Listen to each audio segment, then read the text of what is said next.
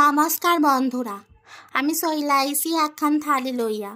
থালিতে প্রথমেই পয়রা গেছে ভাত, তারপর মুসুর ডালের বড়া ভাজা, এরপর অনুষ্ঠান বাড়ির স্টাইলে শুক্তাতে রয়েছে সজনে ডাঁটা, আলু, বড়ি, বাইগুন, কাঁচকলা, উচ্ছে আর দুধ, আর রয়েছে পোস্ত, সরষে।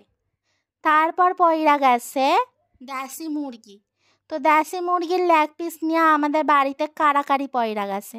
তো যাই হোক, একটা থালিতে রেডি করছি, তো লেগ পিস তো দিতে হইবই। তো লেগ পিসের সাথে আগরুম বাগরুম দিয়া আর ধামসা আলু আর ঝোল, লাল লাল ঝাল ঝাল ঝোল দিয়া সাজাই দিছি। এরপর তো হজম করতে হইব।